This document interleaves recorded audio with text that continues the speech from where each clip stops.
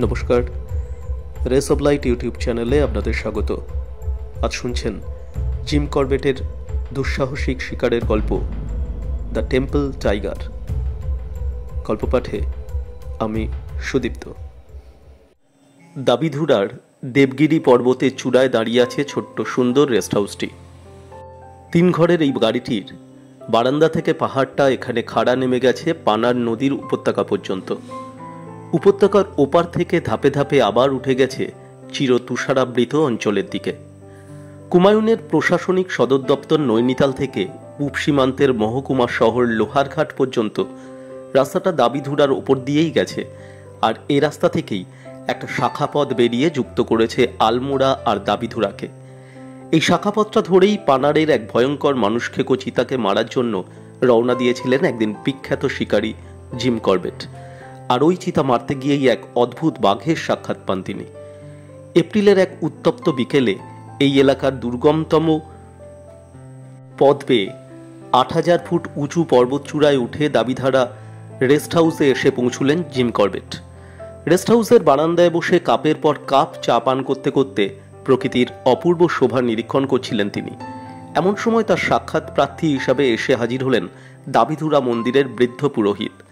Rest house থেকে অল্প দূরে আরেকটি পাহাড় চূড়ায় অবস্থিত দাবিধুরা মন্দির। হিন্দুদের তীর্থস্থান হিসেবে বহুল পরিচিত এই মন্দিরটি কে, কখন, কি উদ্দেশ্যে এত দুর্গম জায়গায় নির্মাণ করেছিলেন তা আজ আর নিশ্চয় করে বলতে পারে না কেউ।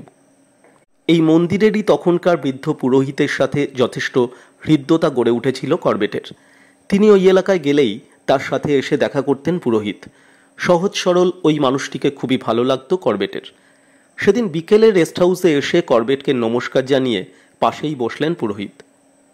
চা আর সিগারেট খেতে খেতে এটা ওটা নানান কথা আলোচনা চলল দুজনের মধ্যে। তারপর স্বাভাবিকভাবেই এসে পড়ল বাঘের কথা। করবেট জানতে চাইলেন, এই এলাকায় মানুষখেকো চিতাটা ছাড়া আর কোনো বাঘ আছে নাকি ঠাকুর? আছে, মৃদু হেসে জানালেন ঠাকুর। কিন্তু ও বাঘ আপনি মারতে পারবেন না সাহেব। কেন? একটু অবাক হয়েই জিজ্ঞেস করলেন করবেট। কারণ ও বাঘ মন্দিরের আশ্রিত, মা স্বয়ং দেখাশোনা করেন ওর। তাই নাকি? করবেটের কথার ভাবে প্রচ্ছন্ন পরিহাস। তাহলে তো ও বাঘ আমাকে মারতেই হবে ঠাকুর। চেষ্টা করে দেখতে পারেন। করবেটের পরিহাসে বিন্দুমাত্র মলিন হলো না পুরোহিতের চেহারা। তবে আবারও বলছি, ও বাঘ মারতে পারবেন না আপনি। আর শুধু আপনি কেন, কোনো শিকারই পারবে না। বলে উঠে দাঁড়ালেন পুরোহিত। আজ আসি, আবার দেখা হবে। নমস্কার। ঘুরে দাঁড়িয়ে হাঁটতে শুরু করলেন পুরোহিত। বারান্দা পেরিয়ে পাহাড় কেটে তৈরি করা ধাপ বেয়ে নেমে চলে গেলেন তিনি। তার গমন পথের দিকে চেয়ে ভাবতে ভাবতে মনস্থির করে ফেললেন করবেট, যেভাবেই হোক ওই মন্দিরের আশ্রিত বাঘটাকে মারবেনই তিনি। তার পরদিন মাস কয়েক আগে কলকাতার মান্টনের দোকান থেকে কেনা ওয়েস্টলি রিচার্ডস কোম্পানির .275 নতুন মডেল রাইফেলটি হাতে নিয়ে বেরিয়ে পড়লেন করবেট। উদ্দেশ্য মানুষখেকো চিতাটার খোঁজ খবর নেওয়া। কায়দা মতো পেলে একটা জাড়াও সম্বর হরিণের পাহাড়ি নাম স্বীকার করা যাবে। দুপুরের খাওয়া সেরে নিয়েই একজন স্থানীয় পথ প্রদর্শককে নিয়ে বেরিয়ে পড়লেন তিনি। তীক্ষ্ণ নজরে চারদিক দেখতে দেখতে পথ চলছিলেন করবেট। দাবিধুরা পাহাড়ের খাড়াই উত্তরের তুলনায় অনেক কম, কাজেই পথ চলতে খুব একটা কষ্ট হলো না তাদের। ওকবন আর ঝোপজঙ্গল পেরিয়ে প্রায় 2 মাইল পথ হেঁটে এক টুকরো ঘাসভূমিতে এসে পৌঁছলেন তারা। এখান থেকে অদূরের দিগন্ত বিস্তৃত উপত্যকাটা স্পষ্ট চোখে পড়ে। উপত্যকার বাঁদিকে ঘন ঝোপঝাড়ের পর আরেক টুকরো ঘাসভূমি। ওই জায়গাটা দেখিয়ে পথ প্রদর্শক জানালো করবেটকে ওখানেই নাকি চড়তে আসে জাড়াও। এছাড়াও উপত্যকার দক্ষিণের পথটার আশেপাশেও জাড়াওয়ের সাক্ষাৎ পাওয়া যায়। এখান থেকে দুটো জায়গারই দূরত্ব বড়জোর 300 গজ, আর করবেটের সঙ্গে আনা রাইফেলটি দিয়ে 500 গজ দূরের শিকারকেও স্বচ্ছন্দে মাটিতে ফেলে দেওয়া যায়। সুতরাং এখানেই কোথাও জাড়াওয়ের জন্য ওত পেতে বসে থাকবেন স্থির করলেন করবেট। ঠিক এই সময় বাঁদিকের আকাশে কয়েকটা শকুনকে পাক খেয়ে খেয়ে উঠতে দেখলেন করবেট। ব্যাপারটা সন্দেহজনক। সাধারণত মরি দেখতে পেলেই ওভাবে ওড়ে শকুনরা। কৌতূহল হলো করবেটের। সাথের লোকটির সাথে পরামর্শ করে ব্যাপারটা তদন্ত করে দেখাই ঠিক করলেন তিনি। খাড়াই বেয়ে নেমে এসে ছোট্ট একটা গ্রামে পৌঁছলেন তারা।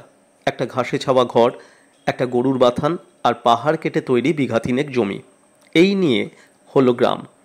দেখেই বোঝা যায় সদ্য কাটা হয়েছে জমির ফসল। কুড়ে ঘরটার পাশ দিয়েই বয়ে গেছে ফুট 10 চওড়া একটা পাহাড়ি নালা। বর্ষাকালে বৃষ্টির পানিতে ভরে যায়, বর্ষা চলে গেলেই আবার শুকিয়ে যায় নালাটা।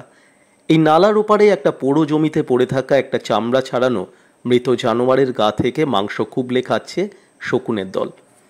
করবেট আর তার পথ প্রদর্শক কুঁড়ের কাছে পৌঁছতেই ঘরের ভেতর থেকে বেরিয়ে এলো একজন লোক। নমস্কার করে জানতে চাইল তারা কে, কোত্থেকে আসছেন। নিজের পরিচয় দিয়ে করবেট বললেন, মানুষখেকো চিতাটাকে মারার জন্য নৈনিতাল থেকে গতকাল দাবিধুরাই এসেছি আমি, আজও সেটার খোঁজেই বেরিয়েছি। দুঃখ করে বলল লোকটা, ইস, আপনি এসেছেন, একথা আগে জানলে একটা দারুণ খবর দিতে পারতাম আমি আপনাকে। না না, চিতাটা নয়, এক বিশাল বাঘের খবর। বাঘ? হ্যাঁ সাহেব, বাঘ। আঙুল তুলে অদূরের শকুনে খাওয়া জানোয়ারটার দিকে নির্দেশ করে বলল লোকটা। ওই যে দেখছেন গরুটা, ওটা আমারই ছিল, গতকাল বাঘে মেরেছে। একটু থেমে আবার বলল লোকটা, গতকাল ওইখানেই চড়ছিল আমার 15টা গরু। হঠাৎ ওপাশের ঝোপ থেকে বেরিয়ে এসে গরুটাকে মেরে ফেলল বাঘ। আমার কাছে বন্দুক নেই, তাই হইচই করে আর ঢিল ছুঁড়ে বাঘটাকে তাড়িয়ে দেওয়া ছাড়া আর কিছু করতে পারলাম না। খোঁজ পেয়ে ঘন্টা 2 আগে মুচি এসে গরুটার চামড়া ছিলে নিয়ে গেছে। তা বাঘ আছে জেনেও এভাবে গরুগুলোকে ওখানে চড়তে ছেড়ে দিয়েছিলে কেন? জিজ্ঞেস করলেন করবেট। বাঘ তো এ এলাকায় বরাবরই আছে সাহেব, কিন্তু এর আগে তারা কখনো গরু মোষকে আক্রমণ করেনি। এ হতচ্ছাড়া বাঘটা যে কোত্থেকে এলো।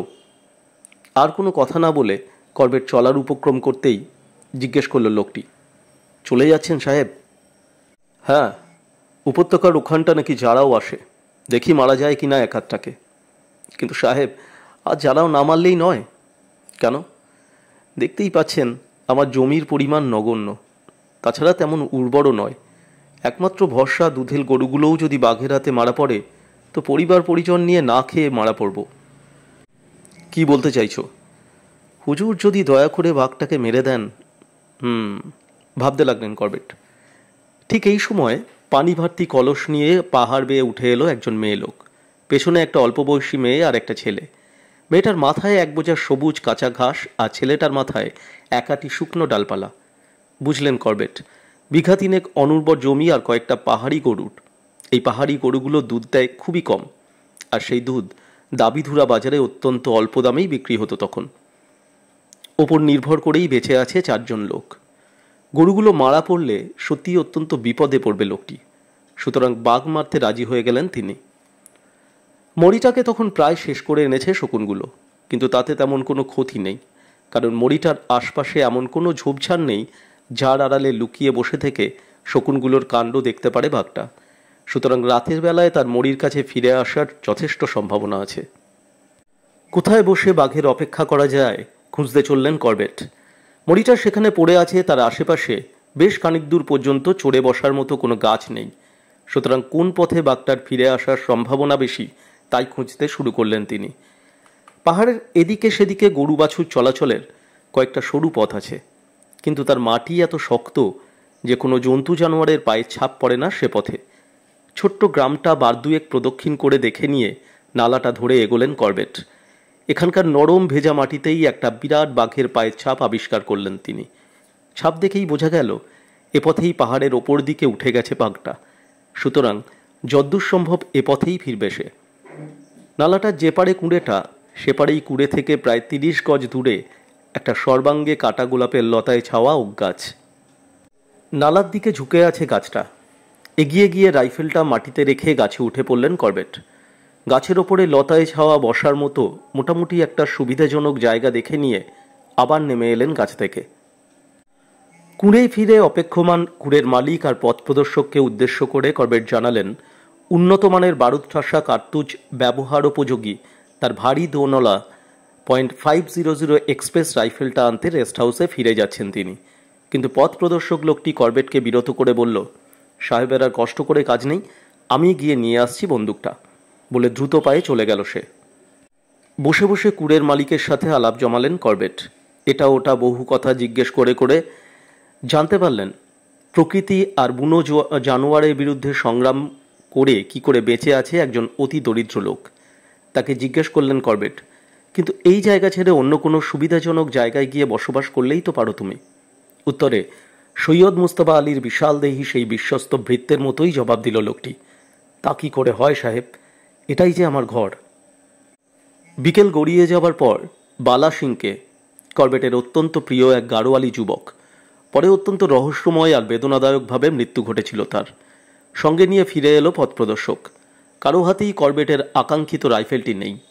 বালা সিংয়ের হাতে একটি লণ্ঠন। দ্রুত পায়ে করবেটের কাছে এসে জানালো বালা সিং, রাইফেলটা আনেনি সে, কারণ কার্তুজগুলো করবেটের সুটকেসে তালাবন্ধ আছে, আর চাবিটা রয়েছে করবেটের পকেটে। অতএব সাধের নতুন রাইফেলটা দিয়েই বাঘ মারা ছাড়া উপায় নেই। এতে অবশ্য ক্ষতি নেই, তাছাড়া মন্দ কি, বাঘ দিয়েই শিকার শুরু হবে রাইফেলটার। গাছে উঠে বসার আগে ভালো মতো নির্দেশ দিলেন করবেট কুড়ের মালিককে, সে যেন তার দুই ছেলে মেয়েকে যতক্ষণ না তিনি বাঘ মারতে পারছেন ততক্ষণ চুপ করিয়ে রাখে, এবং তার বউও যেন ওই সময় রান্না করতে না বসে। বালা সিংকেও কুড়ের লোকদের চুপ করিয়ে রাখার নির্দেশ দিলেন। আরও বললেন তিনি, শীষ দিলেই যেন লণ্ঠন জ্বালিয়ে অপেক্ষা করে সে। সবাই গিয়ে কুড়ে ঢুকতেই গাছে চড়ে বসলেন করবেট। পাহাড়ের ওপর থেকে অস্তগামী সূর্যের লাল আভা মিলিয়ে যেতেই কমে এলো উপত্যকার পাখিদের কাকলি কুজন। অন্ধকার ঘন হয়ে আসতেই ওদিকের পাহাড়ের চূড়া থেকে ভেসে এলো হুতুম পাচার কর্কশ চিৎকার। চাঁদ উঠতে দেরি আছে, সুতরাং আরও কিছুক্ষণ অন্ধকারে ঢেকে থাকবে চারপাশের বন জঙ্গল পাহাড়। কবরের নিস্তব্ধতা বিরাজ করছে এখন আশপাশের এলাকা জুড়ে। কোনো পাখি বা জানোয়ারও ডাকছে না এখন আর, অর্থাৎ আসছে বাঘ। রাইফেলটা শক্ত করে চেপে ধরে অপেক্ষা করতে থাকলেন করবেট। হঠাৎ মরিটার কাছ থেকে বাঘের ক্রুদ্ধ গর্জন কানে পৌঁছল তার মরি খেয়ে যাওয়ার শকুনদের যেন অভিশাপ দিচ্ছে বাঘ। কিন্তু এলো কোন পথে বাঘটা? নালাটা ধরে আসেনি সে, তাহলে তার চোখে পড়তই। বোধহয় পাহাড় ঘুরে এসেছে, কিন্তু সহজ পথ ছেড়ে অত কঠিন ঘুরপথে আসতে গেল কেন বাঘটা? ভেবে একটু অবাকই হলেন করবেট। মিনিট 3-4 চাপা গলায় তর্জন গর্জন করে থেমে গেল বাঘটা। পাহাড়ের ওপারে তখন আলো ফুটতে শুরু করেছে।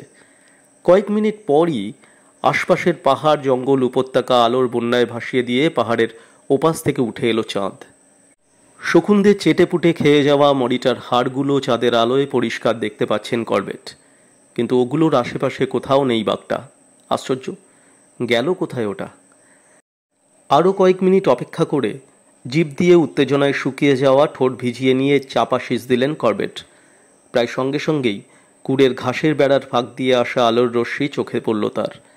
করবেটের শীর্ষ না মাত্র লণ্ঠন জ্বালিয়ে কুড়ের দরজা খুলে বাইরে এসে দাঁড়ালো বালা সিং। অপেক্ষা করতে লাগলো পরবর্তী নির্দেশের। হঠাৎ নিচে নালার দিকে চোখ পড়তেই চমকে উঠলেন করবেট। তার গাছের ঠিক নিচে দাঁড়িয়ে ডান কাঁধের ওপর দিয়ে বালা সিংয়ের দিকে তাকিয়ে আছে বাঘটা। করবেটের রাইফেলের নলের মুখ থেকে বাঘটার দূরত্ব বড় জোর 5 ফুট। বাঘটার ঠিক হৃৎপিণ্ড বরাবর হয়েই আছে রাইফেলের মুখটা, শুধু ট্রিগার টেকার অপেক্ষায়। বাঘটাকে আরও শক্ত করে চেপে ধরে আলতো করে ট্রিগারে চাপ দিলেন করবেট। ট্রিগার নেমে এলো, কিন্তু কাজ করল না রাইফেলের মেকানিজম। চকিতে কথাটা মনে পড়ে গেল করবেটের। রাইফেলটা নতুন মডেলের, গুলি করতে হলে 2 বার বোল্ট টানতে হয় ওটার, অথচ পুরনো অভ্যাসবশত বোল্টটা মাত্র একবার টেনেই বাঘের জন্য তৈরি হয়ে বসেছিলেন তিনি। অতি সাবধানে করবেট আরেকবার বোল্টটাকে টানতে যেতেই ক্লিক করে মৃদু একটা ধাতব শব্দ হলো, কিন্তু ওইটুকুই আওয়াজ বাঘের অসাধারণ তীক্ষ্ণ শ্রবণ শক্তির পক্ষে যথেষ্ট। এক লাফে নালা পেরিয়ে ওপারে চলে গেল সে। তারপর করবেট গুলি করার আগেই ছুটে পাহাড়ের ওপাশে অদৃশ্য হয়ে গেল। আর অপেক্ষা করে লাভ নেই, অগত্যা গাছ থেকে নেমে কুড়ের দিকে এগিয়ে চললেন তিনি।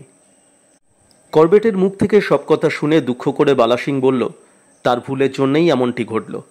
সে যদি বুদ্ধি করে কার্তুজ শুদ্ধ সুটকেসটা বয়ে নিয়ে আসত, তাহলেই কার্তুজগুলো বের করে নিতে পারতেন করবেট। কিন্তু তার বহু ব্যবহৃত পুরনো এক্সপ্রেস রাইফেলটি হাতে পেলেও সেদিন করবেট সেই আশ্চর্য বাঘটিকে মারতে পারতেন কিনা সন্দেহ। পরদিন সকালে মানুষ খেকো চিতাটার সন্ধানে আবার বেরোলেন করবেট।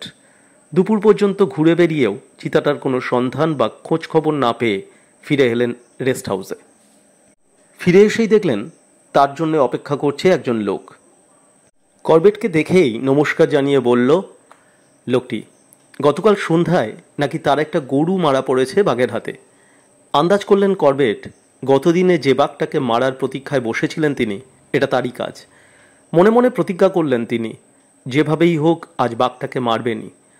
অত্যন্ত গরিব এই পাহাড়ি লোকদের বেঁচে থাকার একমাত্র অবলম্বন গরুগুলোকে মারার অপরাধে মরতেই হবে বাঘটাকে। তাড়াতাড়ি দুপুরের খাওয়া সেরে লোকটাকে সঙ্গে নিয়ে বেরিয়ে পড়লেন করবেট। পেছন পেছন মাচা বাঁধার সাজ সরঞ্জাম নিয়ে চলল তার আরও দুজন লোক। বেলা তখন 1টা। গতকাল যেখানে বসে বাঘের অপেক্ষা করছিলেন করবেট, সেই উপত্যকাটারই অন্য ধারে গরুটা মেরেছিল বাঘ। সেটার কাছাকাছি এসে পাহাড়ের পাশের এক টুকরো খোলা জমিতে দাঁড়িয়ে করবেটকে জায়গাটার অবস্থান বুঝিয়ে দিচ্ছিল গরুর মালিক। পাহাড়ের ওপর থেকে সিকিমাইল নিচে একখণ্ড সবুজ ঘাসভূমিতে গরুগুলো চড়ার সময় উপত্যকার দিক থেকে বেরিয়ে এসে গরুটাকে মারে বাঘ। বাকি গরুগুলো আতঙ্কিত অবস্থায় ছুটতে ছুটতে পাহাড় পেরিয়ে অন্য পাশে তাদের গ্রামে গিয়ে পৌঁছায়। এখান থেকে গ্রামে পৌঁছানোর সহজ উপায় হলো উপত্যকা পার হয়ে যাওয়া, কিন্তু বাঘটাকে বিরক্ত করতে চান না বলে উপত্যকার মাথার ওপর দিয়ে ঘুরে সেখানে গরুটাকে মারা হয়েছে সেখানে নেমে এলেন করবেট। যে শৈলশিরার ওপর দিয়ে ছুটে পালিয়েছে আর যে জায়গায় চড়ছিল গরুগুলো, এই দুই জায়গার মাঝে হালকা গাছের জঙ্গল। দোঁয়াশ মাটিতে ছুটে পালানো পশুগুলোর খুরের দাগ স্পষ্ট হয়ে বসে আছে। কাজেই ওগুলো অনুসরণ করে হত্যাকাণ্ড সংগঠিত হওয়ার জায়গাটায় পৌঁছতে বিন্দুমাত্র বেগ পেতে হলো না করবেটকে। জায়গাটার এখানে ওখানে চাপ চাপ রক্ত শুকিয়ে কালচে হয়ে আছে। ভারী গরুটাকে ছেঁচড়ে নিয়ে যাওয়ার দাগও পরিষ্কার দেখা যাচ্ছে মাটিতে। দাগ অনুসরণ করে চলতে শুরু করলেন করবেট। পেছন পেছন চলল গরুর মালিক সহ 3 জন লোক। পাহাড় অতিক্রম করে 200 গজ দূরের এক গভীর জঙ্গলাবৃত গিরিখাদের কাছে এসে থামলেন তারা।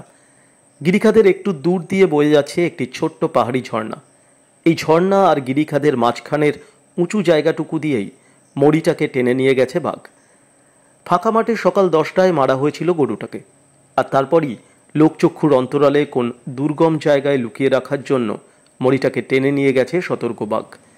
টেনে নেবার দাগ ধরে ধরে আবার এগিয়ে চললেন করবেট। চলতে চলতে 200 গজ নিচে নেমে এলেন করবেট আর তার লোকজন। বৃষ্টির জল গড়িয়ে পড়ার ফলে পাহাড়ের পাশে এক জায়গায় একটা বড় গর্তের সৃষ্টি হয়েছে। এখান থেকেই শুরু হয়েছে আরেকটা বিশাল গিরিখাত। গর্তটার ওপরের দিকে 15 ফুট পর্যন্ত নেমে যাওয়া খাড়াইটার এখানে ওখানে জন্মে আছে 12 ফুট লম্বা ওকের চারা আর খানদানি গাছ। এই কচি গাছের ঘেরের মাঝখানের একটা গর্তে তার শিকার এনে ফেলেছে বাঘ।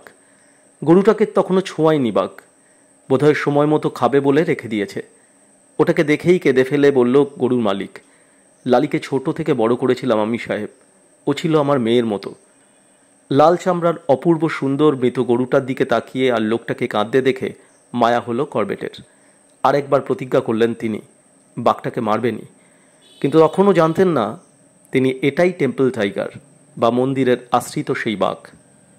আর দেরি না করে বসার জায়গা খুঁজতে শুরু করলেন করবেট।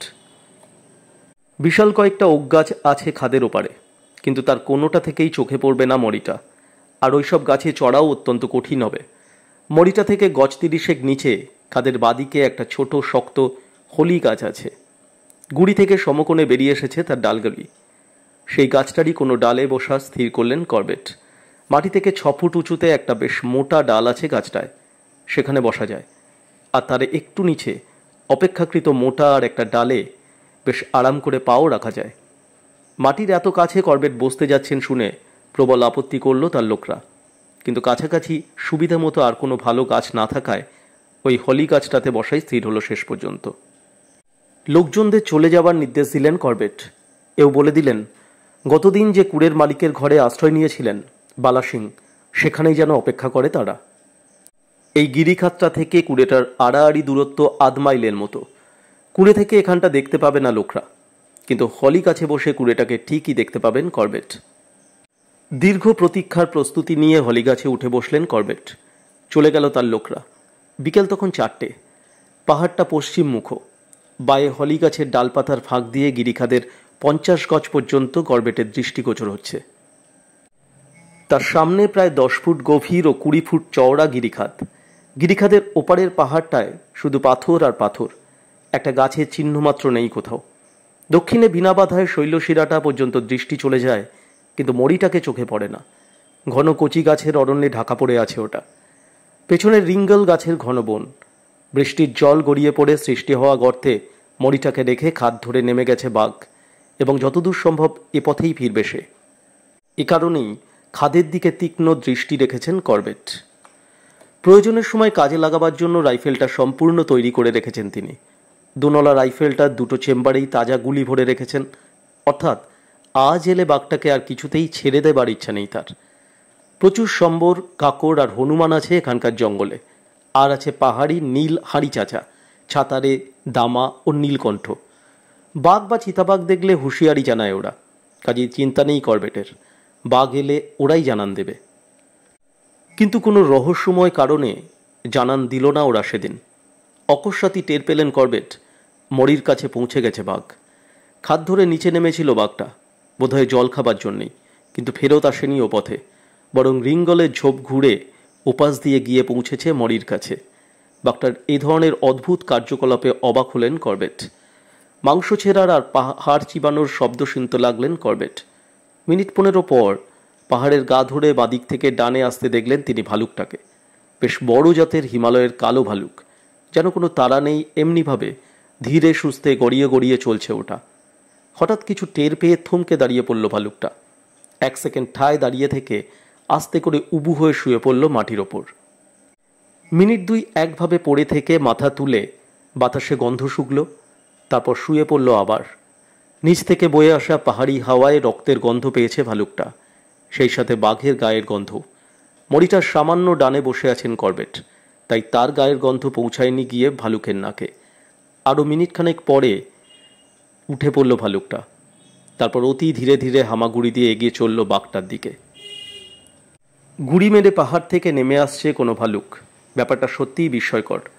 ওভাবেই প্রায় 200 গজ পেরোতে হবে তাকে। বাঘ বা চিতার মতো নিঃশব্দে এগোবার মতো করে তৈরি নয় ভালুকের শরীর, কিন্তু আশ্চর্য, সাপের মতো স্বচ্ছন্দে আর ছায়ার মতো নিঃশব্দে জায়গাটুকু পেরিয়ে গেল এই ভালুকটা। এগোতে এগোতে ক্রমেই আরও সাবধান হয়ে উঠছে জানোয়ারটা। 15 ফুট খাড়াইটার ওপরের ধার থেকে কয়েক ফুট দূরে থাকতেই পেটের ওপর ভর দিয়ে হেঁচড়ে এগুতে শুরু করলো সে। গর্তের ধারে পৌঁছে উকি মেরে গর্তের ভেতরে ভোজনরত বাঘটাকে একবার দেখে নিল ভালুকটা। তারপর যেমন নিঃশব্দে এগিয়েছিল তেমনিভাবে পিছিয়ে গেল ফুটখানেক। প্রচণ্ড উত্তেজনায় ওদিকে তখন কাঁপছে করবেটের সারা শরীর, শুকিয়ে গেছে ঠোঁট, জিভ, গলা। নিজের শিকারী জীবনে দুবার বাঘের মরি নিয়ে পালিয়ে যেতে দেখেছেন করবেট হিমালয়ের কালো ভালুককে। কোনোবারই তখন মরির কাছে ছিল না বাঘ। আরও 2 বার চিতাটাকে তাড়িয়ে দিয়ে তার মরি কেড়ে খেতে দেখেছেন তিনি ভালুককে। কিন্তু এবারে চিতা নয়, মরি আগলে বসে আছে বিশাল দেহি এক পুরুষ বাঘ। চিতার মতো লেজ গুটিয়ে পালাবার বান্দা অন্তত সে নয়। ভারতের জঙ্গলের সম্রাটকে তাড়িয়ে দিয়ে তার মরি কেড়ে নেবার মতো সাহস নিশ্চয়ই হবে না ভালুকটার, মনে মনে ভাবলেন করবেট। কিন্তু ভুল অনুমান করলেন তিনি। বাঘটা তখন হাড় চিবোতে ব্যস্ত। এই সুযোগে নিজেকে গর্তের একেবারে কিনারে টেনে আনলো ভালুকটা। তারপর সামনের পা দুটো জড়ো করে বিকট চিৎকার করে উঠে ঝাঁপিয়ে পড়ল গর্তের ভেতর। ব্যাস, শুরু হয়ে গেল প্রলয় কাণ্ড। বাঘ আর ভালুকের মিলিত হুঙ্কারে কেঁপে উঠল আশেপাশের পাহাড়, জঙ্গল, উপত্যকা। এখান থেকে জানোয়ার দুটোর লড়াইটা দেখতে পাচ্ছেন না করবেট, কিন্তু ওদের হাঁকডাক থেকে আন্দাজ করতে পারছেন সব কিছুই। মিনিট 3 একভাবে লড়াই করার পর রণে ভঙ্গ দিল বাঘটা। 1 লাফে গর্ত থেকে উঠে এসে করবেটের সামনের খোলা জায়গাটায় দাঁড়ালো সে। 1 সেকেন্ড পরই বিকট চিৎকার করতে করতে গর্ত থেকে বেরিয়ে বাঘটার দিকে ছুটে এলো ভালুকটা। বাঘটাকে লক্ষ্য করে রাইফেল তুললেন করবেট, ট্রিগারে চাপ দিচ্ছেন। ঠিক এই সময় বাদিকে ঘুরে 1 লাফে 20 ফুট লম্বা বাঘ খাতটা পার হয়ে একেবারে হলি গাছটার নিচে এসে দাঁড়ালো বাঘটা। রাইফেলের ট্রিগার টেপার সম্পূর্ণ হয়ে গেছে ততক্ষণে। বাঘটা শূন্যে থাকতেই কোনো মতে রাইফেলের নলের মুখটা ঘোরাতে পেরেছিলেন করবেট, কিন্তু গুলিটা বাঘের গায়ে লাগলো কি লাগলো না বলতে পারলেন না তিনি। রাইফেলের শব্দকে ছাপিয়ে বিকট গর্জন করে উঠল বাঘটা। করবেটকে দ্বিতীয়বার গুলি করার সুযোগ না দিয়ে 1 লাফে ঢুকলো গিয়ে পেছনের রিঙ্গল ঝোপে। ঝোপঝাড় ভেঙে তার কয়েক গজ পর্যন্ত সামনে ছুটে যাবার শব্দ হলো। তারপরই নীরবতা। বোধহয় গুলিটা ঠিকই খেয়েছে বাঘ, এবং কিছু দূর এগিয়ে ধূপ করে পড়ে মারা গেছে সে। এমনিতেই .500 বোরের রাইফেলের আওয়াজ খুব জোরে হয়, আর এখানে এই খাদের দেয়ালে বাধা পেয়ে তার আওয়াজটা শোনালো কামান গর্জনের মতো। কিন্তু সেই শব্দে ভয় পেয়ে ছুটে পালানো দূরে থাক, আরও ক্ষেপে গেল উন্মত্ত ভালুকটা। বাঘের পেছনে পেছনে ছুটে এসে ওটার মতো লাফিয়ে পার না হয়ে খাদের পার বেয়ে নেমে সোজা ছুটে এলো সে করবেটের দিকে। বিশাল পুরুষ বাঘকে ভোজনরত অবস্থায় তার মরি থেকে হটিয়ে দেবার সাহস রাখে যে জানোয়ার, তাকে মারার কোনো ইচ্ছেই ছিল না করবেটের। কিন্তু ভালুকটাকে তার কাছে আসতে দেওয়াটাও পাগলামিরই নামান্তর। সুতরাং রাইফেল তুলে তৈরি হয়ে বসলেন তিনি।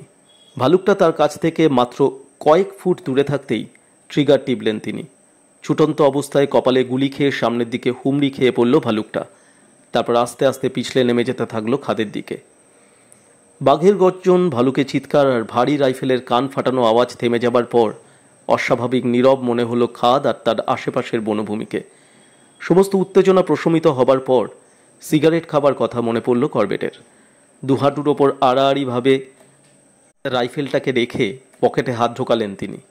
ঠিক সেই মুহূর্তে ডান দিকে নড়াচড়ার শব্দ টের পেলেন করবেট। মাথা ঘুরিয়ে দেখলেন মিনিট দুয়েক আগে যেখান থেকে লাফিয়ে খাত পার হয়ে এসেছিল বাঘটা, সেখান থেকেই ধীরে সুস্থে হেঁটে চলে যাচ্ছে সে। চলতে চলতেই তাকাচ্ছে খাদের নিচে পড়ে থাকা মৃত শত্রুর দিকে। ব্যাপার দেখে 2-1 সেকেন্ড বিমূঢ়ের মতো বসে থাকলেন করবেট। তারপর থাবা মেরে দুহাঁটুর ওপর থেকে তুলে নিলেন রাইফেলটা। এমনিতেই আন্ডার লিভার মডেলের রাইফেলটায় গুলি ভরা শক্ত, তারপর গুলিগুলো প্যান্টের পকেটে থাকায় গাছের ওপর বসা অবস্থায় সেখান থেকে গুলি বের করে অত্যন্ত কঠিন হয়ে দাঁড়ালো করবেটের পক্ষে। তিনি প্যান্টের পকেট থেকে গুলি বের করার আগেই পাহাড়টার কাছে পৌঁছে গেল বাঘ। তারপর খাড়া পাহাড়ের গা বেয়ে পৌঁছলো গিয়ে 40 গজ দূরের এমন এক জায়গায় এবং এমন এক অ্যাঙ্গেলে যাকে কেউ কেউ বলে থাকে রাইফেল শুটিংয়ের 11 o'clock। ঘড়ির কাঁটা 11টার ঘর নির্দেশ করলে যেমন ঈষৎ বায়ে হেলে থাকে, তেমনই অ্যাঙ্গেল। একটা বড় পাথরের ওপর দিয়ে চলছিল তখন বাঘটা। কোনো মতে পকেট থেকে একটা গুলি বের করে রাইফেলে ভরে গুলি ছুড়লেন করবেট। সঙ্গে সঙ্গে পিছু হটে এসে একপাশে কাত হয়ে বেকায়দাভাবে পড়ে গেল বাঘটা। পরক্ষণেই হাঁচড়ে পাঁচড়ে উঠে দাঁড়িয়ে শৈল শিখরের পাশ দিয়ে ঘুরপাক খেয়ে লেজ তুলে ছুটে পালালো। পরে অনুসন্ধান করে দেখেছিলেন করবেট নিকেলের আধারে ভরা নরম মাথা আর ইস্পাতের গোড়াওয়ালা বুলেটটি সরাসরি গায়ে না লেগে বাঘের কয়েক ইঞ্চি সামনের পাথরে লেগে ছিটকে এসে তার মুখে বাড়ি খেয়েছিল মাত্র, আর তাতেই ভারসাম্য হারিয়ে পড়ে যাওয়া ছাড়া আর কোনো ক্ষতি হয়নি বাঘের। এরপর কিছুক্ষণ চুপচাপ ধূমপান করার পর ভালুকটাকে দেখতে গাছ থেকে নেমে এলেন করবেট। সাধারণের চাইতে আকারে অনেক বড় ভালুকটা। শরীরের ক্ষতগুলো দেখলেই আন্দাজ করা যায় কতটা ভয়ঙ্কর লড়াই হয়েছিল তার বাঘের সাথে। গলার কাছের গভীর ক্ষত থেকে চুইয়ে পড়া রক্তে ভিজে গিয়ে গায়ের সাথে লেপ্টে আছে তার মোটা লোমের আবরণ। বাঘের থাবার তীক্ষ্ণ ধার নখের আঘাতে চিরে গিয়ে মাথার খুলির হাড় পর্যন্ত দেখা যাচ্ছে ভালুকটার। চিরে ফালা ফালা হয়ে আছে নাকটা, আর এজন্যই বোধহয় শেষ পর্যন্ত প্রচণ্ড ক্ষেপে গিয়েছিল জানোয়ারটা। নাকে থাপ্পড় দেওয়া। বাঘের কাছে এত বড় অপমান হওয়ার পর করবেটের ভারী রাইফেলের আওয়াজকে গ্রাহ্য না করাই বরং ভালুকটার পক্ষে স্বাভাবিক ছিল। সন্ধে হয়ে আসছে। ভালুকটা ছাল ছাড়িয়ে নেবার জন্য লোকজনদের ডেকে পাঠাবার মতো যথেষ্ট সময় না থাকায় কুড়ে থেকে তাদের ডেকে নিয়ে রাত হবার আগেই রেস্ট হাউসে ফিরলেন করবেট, কারণ এ অঞ্চলেই কোথাও আছে মানুষ খেকোচ্ছিতাটা। রেস্ট হাউসে ফিরে হাত মুখ ধুয়ে বারান্দায় বসে সবাইকে বাঘ ভালুকের লড়াইয়ের গল্পটা বললেন করবেট। সব শুনে লোকেরা জানালো ভালুকটার চিৎকারকে আসলে করবেটের আর্তনাদ বলেই ভেবেছিল তারা। ভালুকটার প্রথম চিৎকারকে তারা ভেবেছিল গাছ থেকে করবেটকে টেনে নামাবার সময় চেঁচিয়ে উঠেছেন তিনি। তারপরে একটানা অনেকক্ষণ বাঘ আর ভালুকের চিৎকারকে ভেবেছে করবেট আর বাঘের লড়াইয়ের সময়কার চিৎকার। যদিও তা ভাবাটা একেবারেই অন্যায় হয়েছে তাদের, কারণ কোনো মানুষ এতক্ষণ ধরে বাঘের সাথে হাতাহাতি লড়াই করতে পারে না। কিন্তু করবেটকে আসলে অতি মানব বলে ভাবত কুমায়ুনের ওই সব পাহাড়ি অঞ্চলের লোকেরা। তারা মনে করত খালি হাতেই বাঘকে পরাস্ত করার ক্ষমতা রাখেন করবেট। শেষে শুধু ভালুকটার একাকী চিৎকার শুনে তারা ভেবেছিল ওই বিশেষ বাঘটার, যেহেতু মন্দিরের দেবীর আশ্রিত, হাতে পরাস্ত হয়েছেন করবেট এবং তাকে টেনে নিয়ে যাচ্ছে বাঘ, তাই তিনি ছাড়া পাওয়ার জন্য মরিয়া হয়ে চেঁচাচ্ছেন। এর কয়েক মুহূর্ত পরেই রাইফেলের গুলির আওয়াজ শুনে স্তম্ভিত হয়ে যায় লোকেরা। তারা ভেবে কুল কিনারা পাচ্ছিল না কি করে একজন লোক বাঘের মুখ থেকেও রাইফেল চালাতে পারে। শুনে মৃদু হাসলেন করবেট। ভালুকের চিৎকারকে অবশ্য করবেটের চিৎকার ভেবে খুব একটা ভুল করেনি ওরা, কারণ দূর থেকে ভালুকের চিৎকারকে মানুষের চিৎকার বলেই ভুল হয় অনেক সময়। পরদিন সকালে ব্রেকফাস্ট সেরে আগের দিনে মারা ভালুকটার ছাল ছাড়াতে চললেন করবেট। তার পেছনে পেছনে চলল আশপাশের কয়েকটা গায়ের বহু লোকের এক মিছিল। ভোর হতে হতেই খবর পেয়েছে ওরা বিশাল একটা ভালুক মারা পড়েছে করবেটের হাতে। জানোয়ারটাকে দেখতে নয়, ভালুকের চর্বি নাকি বাতের মহৌষধ, তাই এই চর্বি জোগাড়ের জন্যই রেস্ট হাউসের সামনে এসে জমায়েত হয়েছিল তারা। তারপর করবেটের মুখ থেকে যখন শুনল চর্বির কিছুমাত্র দরকার নেই তার, শুধু ছালটা হলেই চলবে, তখন খুশিতে লাফাতে শুরু করলো তারা। ওই ভালুকের চর্বির জন্যই করবেটের পিছু পিছু চলেছে জনতার মিছিল। চামড়াটা ছাড়ানো হয়ে যাবার পর দেখতে দেখতে ভালুকটার অঙ্গ প্রত্যঙ্গগুলো ভাগ করে নিল লোকেরা। বালা সিংকে ছালটা দান করে দিলেন করবেট। এত বড় উপহার পেয়ে গর্বে মাটিতে আর পা পড়ে না বালা সিংয়ের। সবার ঈর্ষার পাত্র হয়ে উঠেছে সে। কাজ শেষ করে রেস্ট হাউসে ফিরে চললেন করবেট। ভালুকের চামড়াটা কায়দা করে পিঠে ঝুলিয়ে নিয়ে তার পিছু পিছু চলল বালা সিং। কিছু দূর এসে কি মনে করে একবার পেছন ফিরে চাইলেন করবেট। সেই সময়ই চোখে পড়ল তার গরুর মাড়িটা আর ভালুকের অপ্রয়োজনীয় দেহাবশেষ যে খাতটায় পড়ে আছে তার উপরের আকাশে পাক খেয়ে খেয়ে উঠছে কয়েকটা শকুন। অর্থাৎ খাবারগুলো দেখে ফেলেছে শকুনরা। সন্ধ্যের মধ্যেই মরা গরু আর ভালুকের হাড়গুলো ছাড়া আর কিছুই অবশিষ্ট রাখবে না কুৎসিত পাখিগুলো। রেস্ট হাউসে ফেরার পথেই একজন উত্তেজিত বনরক্ষকের সাথে দেখা হয়ে গেল করবেটের। হন্তদন্ত হয়ে তার কাছেই ছুটে আসছিল বনরক্ষক। গতদিন টহল দিতে দিতে অনেক দূরে চলে গিয়েছিল সে, তাই ভালুক মারার সংবাদ শুনতে পায়নি। সকালে বেনের দোকানে খবরটা শুনেই ছুটে আসছে সে। খানিকটা চর্বির তার ভীষণ দরকার। তার বাবা কিছুদিন যাবৎ বাতে শয্যাশায়ী। কথায় কথায় বনরক্ষক জানালো এখানে আসার সময় এক পাল ছুটন্ত গরুর সাথে সাক্ষাৎ হয়ে যায় তার। গরুর পালের পেছন পেছন ছুটছিল একটা রাখাল বালক। ছোটার কারণ জিজ্ঞেস করে জানতে পারে বনরক্ষক রাখালের একটা গরুকে নাকি বাঘে মেরেছে। যেখানে গরু মেরেছে বাঘ, সে জায়গাটা সম্পর্কে বনরক্ষকের মোটামুটি একটা ধারণা আছে। সুতরাং বালা সিং আর সঙ্গের অন্য লোকেরা রেস্ট হাউসে চলে গেল। বনরক্ষকের সাথে করবেট চললেন গরুর মরিটার খোঁজে। 2 মাইলের কিছু বেশি চড়াই উতরাই পেরিয়ে একটা ছোট্ট উপত্যকায় এসে পৌঁছলেন করবেট। বনরক্ষকদের ধারণা এখানেই কোথাও মারা পড়েছে গরুটা। দিন কয়েক আগে আলমোড়ার গুখা ডিপোতে কিছু অকেজো মালপত্র বিক্রি হয়। সেখান থেকে একজোড়া পুরনো আর্মি বুট কিনেছিল করবেটের পথ প্রদর্শক বনরক্ষীটি। তার পায়ে চেয়ে বুটজোড়া অনেক বড়, তাই পায়ে দিয়ে ল্যাংচাতে ল্যাংচাতে কোনো মতে করবেটের সাথে দ্রুত চলার তাল রাখছিল লোকটি। তার চলার ধরন দেখেই বোঝা যাচ্ছিল উঁচু নিচু পাহাড়ি পথে চলতে দারুণ অসুবিধা হচ্ছে তার। অবস্থা দেখে জোর করে লোকটার পা থেকে তার বুট খুলিয়ে নিলেন করবেট। দেখা গেল বড় বড় ফোস্কা পড়ে গেছে বনরক্ষকের পায়ে। ব্যাপার দেখে অবাক হয়ে প্রশ্ন করলেন করবেট, এত বড় জুতো কিনেছো কেন তুমি? চিরজীবন খালি পায়েই কেটেছে বনরক্ষকের। নামমাত্র দামে বুট কিনে পায়ে দেবার লোভ তাই সংবরণ করতে পারেনি সে। করবেটের প্রশ্নের উত্তর বলল বনরক্ষক, ভেবেছিলাম পায়ে দিতে দিতে কুকড়ে ছোট হয়ে যাবে জুতো জোড়া। লোকটার কথায় হাসি চেপে রাখা সম্ভব হলো না করবেটের পক্ষে। 15 বিঘার মতো জায়গা জুড়ে ওই নৌকাকৃতির ছোট্ট উপত্যকাটি। মাঝে মাঝে বিরাট সব ওক গাছ, সব মিলিয়ে একটা চমৎকার পার্কের মতো। যেদিক দিয়ে করবেট নেমে এসেছেন ঢালু হয়ে নেমে গেছে সেদিকটা, এবং তাতে কোনো ঝোপঝাড় নেই। উল্টো দিকটা খাড়া উঠে গেছে ওপরের দিকে। কিছু কিছু ঝোপঝাড় আছে ওদিকটায়। উপত্যকার মুখে দাঁড়িয়ে কয়েক মিনিট ধরে সমস্ত জায়গাটায় তীক্ষ্ণ চোখ বুলিয়ে নিলেন একবার করবেট। সন্দেহজনক কিছু না দেখে ঘাসে ঢাকা ঢালু পথ বেয়ে নামতে লাগলেন। পেছন পেছন হাতে বুট ঝুলিয়ে খালি পায়ে নামতে লাগলো বনরক্ষক। উপত্যকার তলদেশের সমতল ভূমিতে নেমে দেখলেন করবেট আশেপাশের অনেকখানি জায়গা থেকে শুকনো পাতা আর ডালপালা আঁচড়ে আঁচড়ে এনে একটা বড় ঢিপি মতো তৈরি করা হয়েছে এক জায়গায়। যদিও মরা গরুটার শরীরের কোনো অংশই নজর পড়ছে না করবেটের, তবুও জানেন তিনি ওই শুকনো ডালপাতার তলায়ই আছে ওটা। বাঘেদের এভাবে মরি লুকিয়ে রাখার ব্যাপারটা জানা আছে অভিজ্ঞ শিকারীদের। বাঘ যখন এভাবে তার মরি লুকিয়ে রাখে তখন ধরে নেওয়া হয় মরির আশপাশে কোথাও নেই সে। কিন্তু সবসময়ই এমন ধারণা করা নিরাপদ নয়। এ কারণেই উপত্যকায় নেমে এসে আশপাশটার ভালো মতো চোখ বুলিয়ে নেবার জন্য স্থির হয়ে দাঁড়ালেন করবেট। ডালপাতার ঢিবির অদূরেই 45 ডিগ্রি কোণ করে উঠে গেছে পাহাড়টা। 40 গজ ওপরে পাহাড়ের গা ছোট ছোট ঝোপঝাড়ে ঠাসা। ওই রকম একটা ঝোপের দিকে চোখ পড়তেই বাঘটাকে দেখতে পেলেন করবেট। করবেটের দিকে পিঠ দিয়ে একটু চ্যাটালো জায়গায় শুয়ে আছে বাঘটা। এখান থেকে তার মাথার খানিকটা এবং ঘাড় থেকে পেছনের পা পর্যন্ত প্রায় 3 ইঞ্চি চওড়া লম্বালম্বি কালো ডোরা দেখতে পাচ্ছেন করবেট। এ অবস্থায় বাঘের মাথায় গুলি করার কোনো প্রশ্নই ওঠে না। শরীরের অন্যান্য জায়গায়ও গুলি করে তেমন কোনো লাভ নেই। বড়জোর সামান্য আহত করা যাবে বাঘটাকে। তারা নেই করবেটের। পুরো বিকালটা আছে তার হাতে। সন্ধ্যের আগে একবার না একবার উঠে দাঁড়াবেই বাঘটা। তখন ধীরে সুস্থে গুলি করা যাবে ভেবে অপেক্ষা করতে লাগলেন করবেট। একটু পরই বাঁদিকে নড়াচড়া টের পেয়ে ঘাড় ফিরিয়ে দেখলেন করবেট। দেখলেন নিঃশব্দে পাহাড় বেয়ে মরিটার দিকে নেমে আসছে একটা ভালুক। পেছনে ছোট ছোট দুটো বাচ্চা। মরা গরুটার গন্ধ পেয়েছে নিশ্চয়ই ভালুকটা, তাই অনুসন্ধান করতে আসছে। তা না হলে এই ভর দুপুরে রোদ মাথায় করে খোলা জায়গায় চলাফেরা করতো না ভালুকটা। অকারণে কখনো করে না তা ভালুকরা। ভালুকটাকে দেখে আফসোস হতে লাগলো করবেটের। না, বাঘটা হাতছাড়া হয়ে যাওয়ার ভয়ে নয়, চমৎকার একটা দৃশ্য দেখা থেকে বঞ্চিত হচ্ছেন বলে। এখন যে জায়গাটায় বসে আছেন তিনি, সেখানে না থেকে যদি উপত্যকার মুখটায় দাঁড়িয়ে থাকতেন তাহলে দেখতে পেতেন ত্রিন্দি দৃশ্যটা। তীক্ষ্ণ ঘ্রাণ শক্তির বলে অনায়াসেই মরিটা খুঁজে বের করে ফেলত ভালুকটা।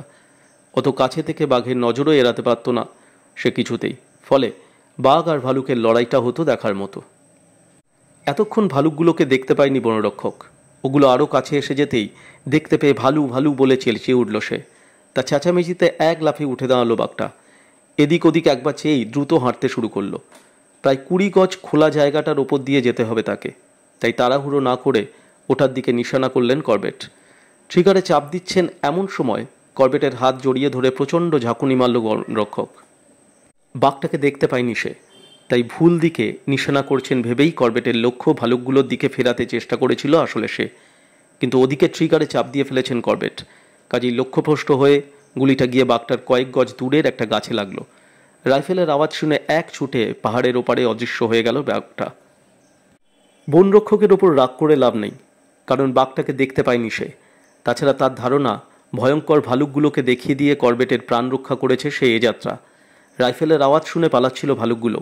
মারো মারো বলে প্রচণ্ড উৎসাহ দিতে শুরু করলো করবেটকে বনরক্ষক, কিন্তু ভালুকগুলোকে মারলেন না করবেট।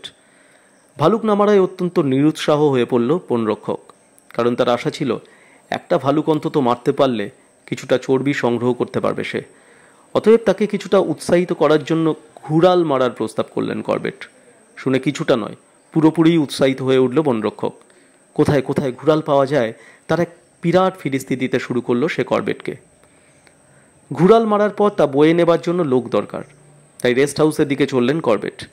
রেস্ট হাউসে পৌঁছে এক কাপ চা খেয়ে বনরক্ষক ছাড়াও সঙ্গে আরও 2জন লোক নিয়ে রওনা হলেন আবার। রেস্ট হাউসের বারান্দা থেকে খাড়া নেমে যাওয়া পাহাড় বেয়ে কয়েকশো গজ নামতেই পাহাড়ের মুখোমুখি ফুটখানেক চওড়া ঘুরাল চলাচলের পথের ওপর এসে পড়লেন তোরা। সবার আগে আগে চলছেন করবেট। এভাবে প্রায় আধ মাইলটা দক্ষিণে চলার পর একটা শৈলশিরায় উঠে এলেন করবেট আর তার লোকরা। এই শৈলশিরার নিচের উপত্যকায় ঘাসভূমিতে চড়ে বেড়ায় ঘুরাল। শৈলশিরায় উঠে নিচে তাকালেন করবেট। একটা গভীর কিরিখাত চোখে পড়ল তার। খাদের অন্য পাশে একটা পাথরের ওপর দাঁড়িয়ে দূর দিগন্তের দিকে তাকিয়ে আছে একটা ঘুরাল।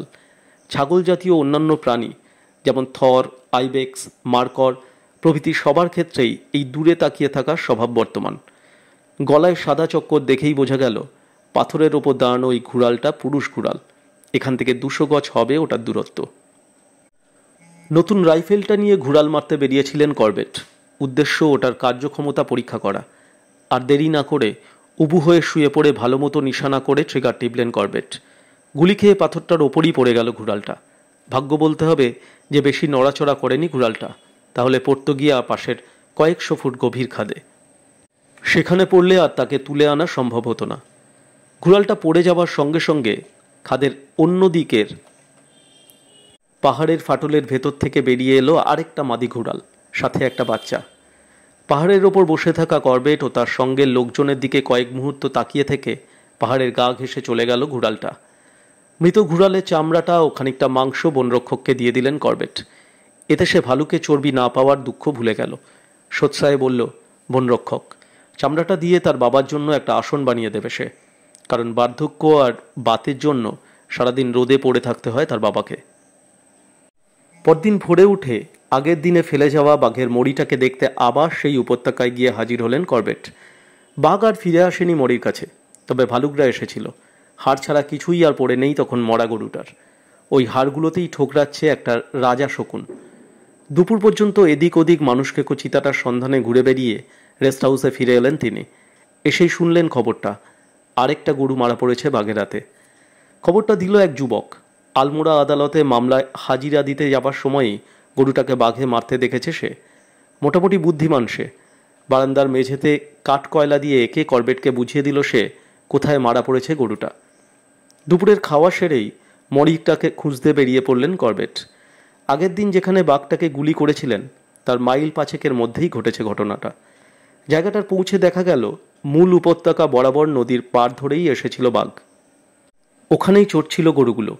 নরম মাটিতে তার পায়ের চিহ্ন দেখে বোঝা গেল গরুটাকে মারতে বেশ বেগ পেতে হয়েছে বাঘটাকে।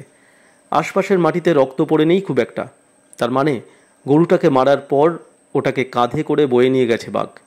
600-700 পাউন্ড ওজনের একটা প্রাণীকে মারার পর বিন্দুমাত্র না জিরিয়ে ওই লাশের বোঝা বয়ে নিয়ে যেতে পারে যে জানোয়ার, তার শক্তি সহজেই অনুমেয়।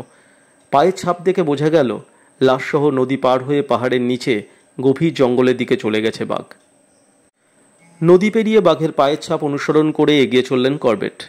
একটু এগোনোর পরই গরুটাকে মাটিতে হিঁচড়ে নিয়ে যাবার দাগ চোখে পড়ল তার।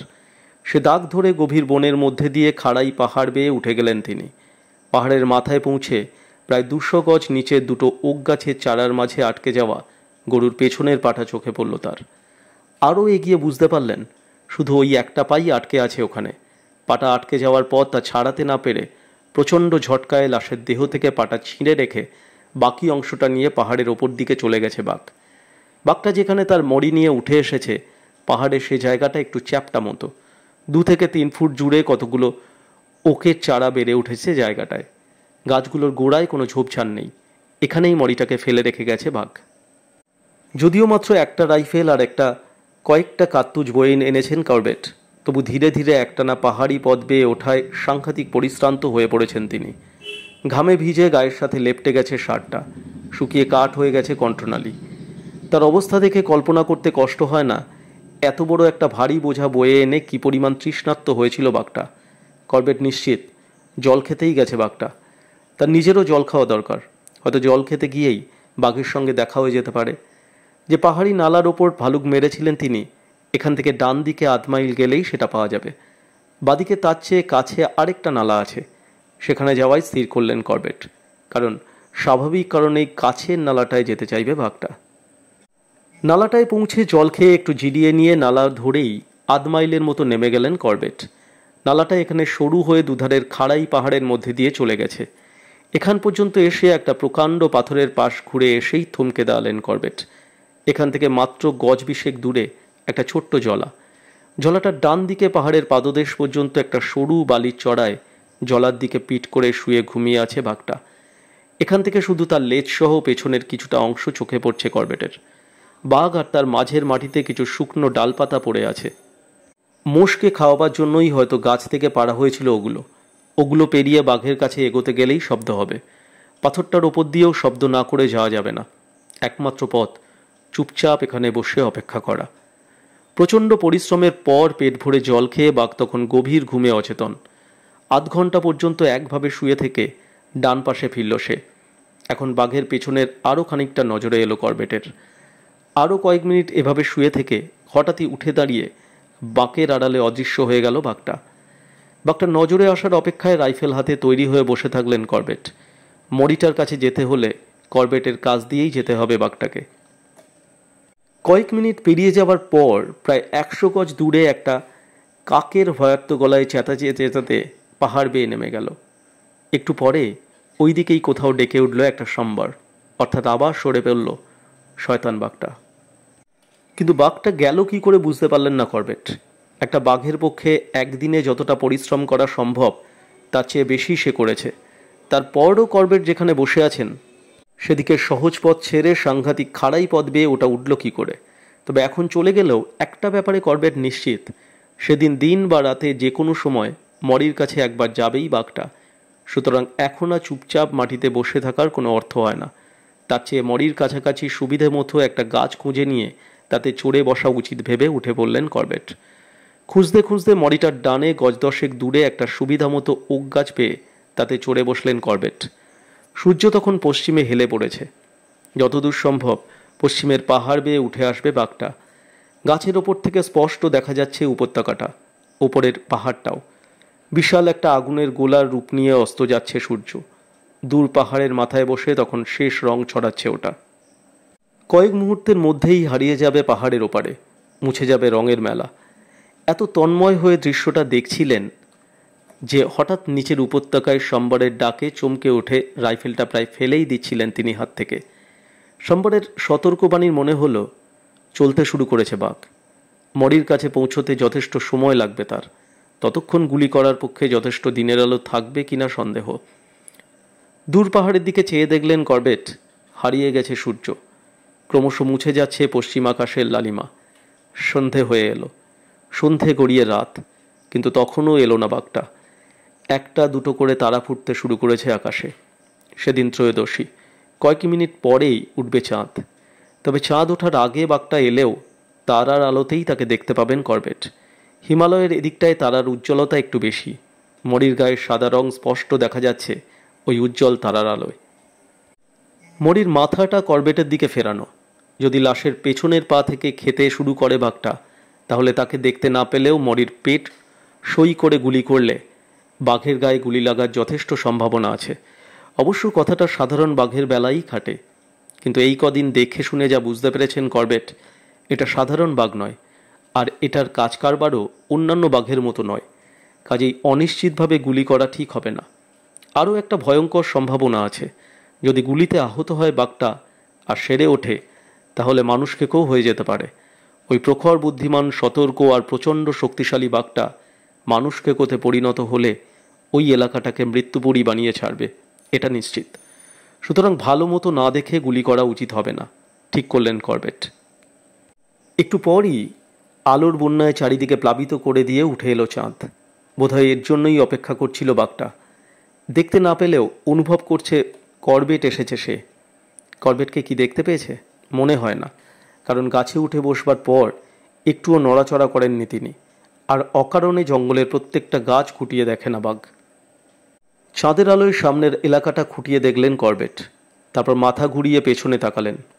আছে ওখানে, গাছের পাতার ফাঁক দিয়ে চুইয়ে মাটিতে পড়া জ্যোৎস্নার আলোয় মরিটার দিকে মুখ করে করবেটের কাছ থেকে মাত্র 15 ফুট দূরে বসে আছে বাঘটা, আর মাথা উঁচু করে করবেটকে দেখছে। করবেট ওর দিকে তাকাতেই কান দুটো খাড়া করে ফেলল বাঘটা। পেছনে মাথা ফেরানো অবস্থায় মূর্তি হয়ে গেলেন করবেট।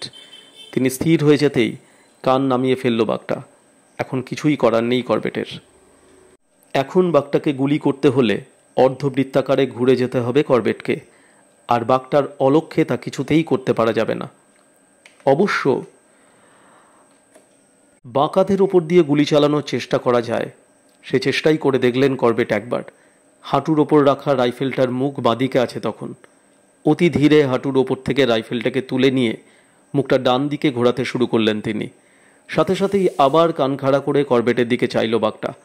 তিনি রাইফেল ঘোরানো বন্ধ করে দিতেই আবার কান নামিয়ে ফেলল বাঘ। কিছুক্ষণ চুপ করে থেকে আবার রাইফেলটা ঘোরাতে শুরু করতেই উঠে পড়ল বাঘটা। মুহূর্তে অদৃশ্য হয়ে গেল পেছনের ঘন বনের ছায়ায়। আবার করবেটকে হারিয়ে দিল বাঘটা। তিনি গাছে বসে থাকলে সেদিন আর আসবে না বাঘটা, এ ব্যাপারে নিশ্চিত করবেট। কিন্তু যদি চলে যান এখান থেকে, তাহলে আসতেও পারে। এলেই মরিটা সরিয়ে নিয়ে যাবে এখান থেকে। এত বড় একটা গরু কিছুতেই এক রাতে খেয়ে শেষ করতে পারবে না বাঘটা। বাকিটা খাবার জন্য পরে হয়তো আরেকবার আসতে পারে আগামী দিন। তখন তাকে গুলি করার আরেকটা সুযোগ পেয়েও যেতে পারেন করবেট। কিন্তু রাতটা কোথায় কাটানো যায় ভাবতে শুরু করলেন করবেট। রেস্ট হাউস থেকে বেরোনোর পর 20 মাইল পথ হেঁটেছেন তিনি। আবার 8 মাইল পথ হেঁটে রেস্ট হাউসে ফিরে যেতে মন চাইছে না। অন্য কোনো এলাকা হলে মরি থেকে 200-300 গজ দূরে গিয়ে মাটিতে শুয়ে নিশ্চিন্ত মনে ঘুমিয়ে পড়তে পারতেন। কিন্তু এই এলাকায় একটা মানুষকেকো চিতা ঘুরে বেড়াচ্ছে, আর রাতেই শিকার করে মানুষকেকো চিতারা। সন্ধ্যায় গাছে বসে দূরে গরুর গলার ঘণ্টার আওয়াজ শুনতে পেয়েছিলেন করবেট। কাছে পিঠে কোনো বাখান আছে নিশ্চয়ই। হিমালয়ের এসব এলাকায় গরু চুরি যায় না, কাজেই গরু চড়ানোর জায়গার কাছেই কয়েকজন গরুর মালিক মিলে বাথান তৈরি করে। বিকেলে শোনা ঘণ্টার শব্দ কোন দিক থেকে এসেছিল তা মনে মনে আন্দাজ করে নিয়ে গাছ থেকে নেমে পড়লেন করবেট। অল্পক্ষণ চলার পরই পেয়ে গেলেন বাথানটা। একটা খোলা জায়গায় চারপাশে শক্ত করে বেড়া দিয়ে ঘেরা বাথানে প্রায় 100 খানেক গরু বাছুর রয়েছে। জঙ্গলের প্রাণী মাত্রেই খুব সন্দেহপ্রবণ হয়, বিশেষ করে রাতের বেলা অপরিচিত অতিথি দেখলে তো বটেই। আর এই সন্দেহ প্রবণতার সাহায্যেই নিজেদের হিংস্র জানোয়ারের হাত থেকে রক্ষা করে ওরা। সুতরাং প্রথমেই গরুগুলোর সাথে ভাব করে নিতে হবে। ছেলেবেলায় কালাধুঙ্গিতে থাকাকালীন রাখালদের কাছ থেকে ও বিদ্যাটা ভালো মতোই রপ্ত করে নিয়েছিলেন করবেট। সে কায়দায় অল্পক্ষণেই ভাব করে ফেললেন গরুগুলোর সাথে। তারপর রাইফেল থেকে গুলি বার করে বিচালি দিয়ে গুলিশূন্য রাইফেলটা ঢেকে রেখে বেড়া ডিঙিয়ে বাথানে ঢুকে পড়লেন তিনি। ভালো মতো বাছাই করে নিতে হবে শোবার জায়গা। কারণ রাতে হিংস্র জানোয়ারের সাড়া পেলে ছুটাছুটি শুরু করবে গরুর দল। তখন তাদের মাঝখানে পড়াটা খুব আনন্দদায়ক হবে না। খুঁজে পেতে একটা খুঁটির পাশে দুটো ঘুমন্ত গরুর মাঝখানে একটু খালি জায়গা দেখতে পেলেন করবেট। তেমন প্রয়োজন পড়লে খুঁটি বেয়ে চালায় উঠে যেতে পারবেন তিনি। শুয়ে থাকা গরুগুলোকে ডিঙিয়ে দাঁড়ানো গরুগুলোর মাথা সরিয়ে ঘুমন্ত গরু দুটোর মাঝখানে গিয়ে শুয়ে পড়লেন করবেট। নিশ্চিন্তেই কেটে গেল রাতটা। করবেটের ঘুম ভাঙল মানুষের গলার শব্দে। চোখ খুলে দেখলেন ভোরের কাঁচা রোদ এসে পড়েছে বাথানের ভেতর। দুধের পাত্র হাতে তার দিকে অবাক চোখে চেয়ে একটু দূরে দাঁড়িয়ে আছে 3 জন লোক। গতদিন নালাটায় জল খাওয়ার পর থেকে পেটে আর কিছুই পড়েনি করবেটের, তাই লোকগুলোর হাতে দুধের পাত্র দেখে ক্ষুধাটা চাগিয়ে উঠল তার। করবেট কে এবং কেন এখানে রাত কাটিয়েছেন তা জানার পর ওরা তাকে সদ্য দোয়ানো গরুর দুধ খেতে দিল। অনেকক্ষণ অনাহারে থাকার পর করবেটের কাছে অমৃতের মতো মনে হলো ওই কাঁচা দুধ।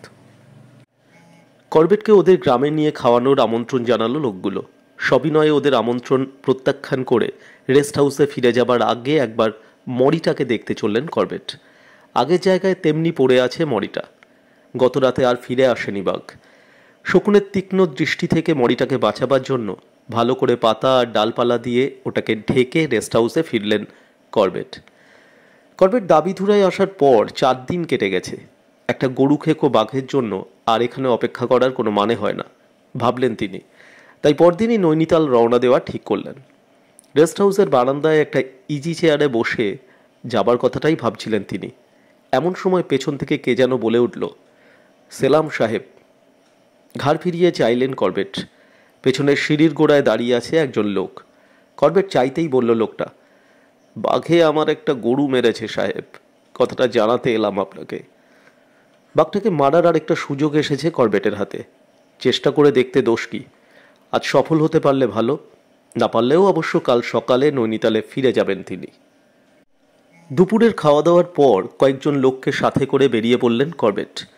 বারবার মানুষ আর ভালুকের খোঁচাখুচিতে বিরক্ত হয়ে জায়গা পাল্টেছে বাঘটা। গতদিন যেখানে মরিটা ফেলে রেখেছিল, বাঘ সেখান থেকে মাইল কয়েক দূরে দাবিধুরা পর্বতের পূব ধারে এই গরুটাকে মেরেছে সে। জমি এখানে সাংঘাতিক রকমের এবড়ো খেবড়ো। এদিক ওদিক ঘন ঝোপঝাড়ের মাঝখান থেকে মাথা তুলে দাঁড়িয়েছে 2-1টা ওক গাছ। চুকরদের অর্থাৎ পাহাড়ি চড়াই জন্য এলাকাটা স্বর্গবিশেষ। এমন জায়গায় বাঘটাকে মারতে পারার আশা কমই। আড়াআড়িভাবে পাহাড়টার মুখে পড়ে আছে এক টুকরো নিচু জমি। জমিটার এক প্রান্ত ঝোপঝাড়ে ঠাসা। ওই রকম একটা ঝোপের কাছেই মারা পড়েছে গরুটা। গরুটাকে ঝোপের কাছ থেকে কয়েক গজ দূরে টেনে নিয়ে খোলা জায়গায় ফেলে রাখা হয়েছে। জমিটার উল্টো দিকে পাহাড়ের ঢালুতে একটা বিশাল ওক গাছ দাঁড়িয়ে। চারদিকে 100 গজের মধ্যে ওই একটিমাত্র ওক গাছ। ওতেই বসা ঠিক করলেন করবেট। মাঠের দিকে ঝুঁকে আছে গাছটা। ঝুঁকে থাকায় গাছের কাণ্ডের ওপর অনেকগুলো ছোট ছোট ডালপালা জন্মেছে। এসব ডালপালার সহায়তায় সহজেই গাছে উঠে বসলেন করবেট। কিন্তু চোখের সামনে বাধা হয়ে দাঁড়ালো কাণ্ডটা। আরও কয়েক ফুট ওপরে উঠে একটা সুবিধা মতো ডাল পেয়ে গিয়ে ওতেই বসা ঠিক করে চা খেতে নিচে নেমে এলেন করবেট। তিনি জায়গাটা ঘুরে দেখছেন। ওদিকে স্টোভ চালিয়ে চা তৈরি করে ফেললো তার লোকেরা। বিকেল 4টের দিকে লোকজনদের পাহাড়ের ওপারের একটা গ্রামে পাঠিয়ে দিয়ে গাছে উঠে তৈরি হয়ে বসলেন করবেট। তার গাছটা থেকে 10 গজ দূরে খোলা জায়গায় পড়ে আছে মরিটা। মরিটার গজখানেক পেছনে একটা ঘন ঝোপ। চুপচাপ বসে বসে সামনের একটা ঝোপে লাল ছুটি বুলবুলিদের বুনো ফল খাওয়া দেখছিলেন করবেট। প্রায় 1 ঘন্টা পর হঠাৎ মরির পেছনের ঝোপটার ওপর চোখ পড়তেই চমকে উঠলেন করবেট। স্থির দৃষ্টিতে তার দিকে চেয়ে চেয়েই হামাগুড়ি দিয়ে ঝোপ থেকে বেরিয়ে আসছে বাঘটা। কি করে ঝোপটাকে বিন্দুমাত্র না নাড়িয়ে ওটার ভেতর ঢুকলো এটা বুঝতে পারলেন না করবেট। আস্তে করে সামনের একটা থাবা বাড়িয়ে দিল বাঘটা, তারপর আরেকটা। কয়েক সেকেন্ড সেভাবেই পড়ে থেকে অতি ধীরে ক্রল করে করে মরির দিকে এগিয়ে এলো সে। মরির কাছে পৌঁছে চুপচাপ মাটিতে পড়ে থাকলো আরও কয়েক সেকেন্ড। তারপর করবেটে চোখ থেকে চোখ না সরিয়েই আস্তে করে মরা গরুর লেজটা কামড়ে ধরল। তখনও করবেট কিছু করছেন না দেখে বোধহয় সাহস পেল বাঘটা। অথবা 3 দিন আগে ভালুকটার সাথে লড়াইয়ের পর পেটে কিছু পড়েনি বলেই ক্ষুধার তাড়নায় বেপরোয়া হয়ে বাচ্চা ছেলের আপেল খাওয়ার মতো করে বড় বড় কামড়ে মরিটার পেছনের ছাল শুদ্ধ মাংস খেতে শুরু করলো। বাঘের দিকে মুখ করে করবেটের দুহাঁটুর ওপর শোয়ানো আছে রাইফেলটা। এখন সেটা শুধু কাঁধে তুলে নিতে পারলেই হলো। মুহূর্তের জন্য বাঘটা তার ওপর থেকে চোখ সরালেই কাজটা করে নিতে পারবেন তিনি। কিন্তু বিপদ সম্পর্কে একটু বেশি রকমই হুঁশিয়ার বাঘটা। করবেটকে সেই এক মুহূর্ত সুযোগ দিতেও সে নারাজ। তাড়াহুড়ো না করে সমানে খেয়ে চলল সে। একটু পর বাঘটার পেছনের ঝোপটার ওপর কোত্থেকে যেন উড়ে এসে বসল একজোড়া কালো গলাওয়ালা ফিঙে। কোন রহস্যময় কারণে যেন ফিঙেগুলোকে দেখেই বুনো ফলের ঝোপ থেকে বুলবুলিগুলো উড়ে গেল সেদিকে। ঝোপের ওপর বসে লাফাতে লাফাতে তুমুল চেঁচামেচি জুড়ে দিল পাখিগুলো। ওদের গোলমালে করবেটের ওপর থেকে যেন একটু মনোযোগ হারালো বাঘটা। সেই সুযোগে কাঁধে তুলতে গেলেন করবেট রাইফেলটা। সাথে সাথেই স্প্রিংয়ের মতো লাফ মেরে পেছনে সরে গিয়ে ঝোপে ঢুকে পড়ল বাঘটা। রাইফেলটা কাঁধে তুলে ডান হাতের কনুইটা হাঁটুর ওপর রেখে দ্বিতীয়বার বাঘটার মাথা বের করার অপেক্ষায় বসে রইলেন করবেট। কয়েক মিনিট কেটে যাবার পর করবেটের গাছটার নিচ থেকে হঠাৎ একটা গড় আওয়াজ শুনে চমকে সেদিকে চাইলেন তিনি। কতগুলো ছোট ছোট ডালপাতা চোখের সামনে বাঁধা হয়ে থাকায় পরিষ্কার দেখতে পেলেন না করবেট কিছু, কিন্তু বুঝতে পারলেন তার পেছন থেকে প্রচণ্ড জোরে গাছটাকে আছড়াতে আছড়াতে গর্জাচ্ছে বাঘটা। করবেটের চোখ এড়িয়ে কি করে গাছের গোড়ায় এলো বাঘটা, সে এক আশ্চর্য ব্যাপার। বাঘটাকে গুলি করতে হলে পুরো 180 ডিগ্রি ঘুরতে হবে এখন করবেটকে, কিন্তু কোনো মতেই তা করা এখন সম্ভব হবে না। অগত্যা ডালে বসে বসে নিঃশব্দে আঙুল চোষা ছাড়া আর কিছুই করার নেই করবেটের। শুধু কাক আর বানরেরাই সাধারণত মজা করে থাকে মানুষের সাথে, কিন্তু বাঘও এ ব্যাপারে পিছুপা নয় সেদিন জানলেন করবেট। তবে এই বিশেষ বাঘটির স্বভাব চরিত্র আর সব বাঘদের থেকে সম্পূর্ণ আলাদা। গত 5 দিনে এটা বেশ বুঝতে পেরেছিলেন করবেট। গত 5 দিনে 4টি গরু মেরেছে ওই বাঘটা, এবং 4টেরই মেরেছে প্রকাশ্য দিবালোকে। কিন্তু তার ঔদ্ধত্য সেদিন যেন সীমা ছাড়িয়ে গেল। প্রায় আধ ঘন্টা ধরে গুলি করার বিন্দুমাত্র সুযোগ না দিয়ে সেদিন করবেটের চোখের সামনে গরু খেয়েছে বাঘটা। তারপর তার প্রতি অবজ্ঞা প্রকাশ করবার জন্যই যেন তিনি যে গাছটায় বসে আছেন সেটাকে এসে আঁচড়াচ্ছে। কিন্তু তাকে অবজ্ঞা করে মজা পেতে দেবেন না তিনি বাঘটাকে।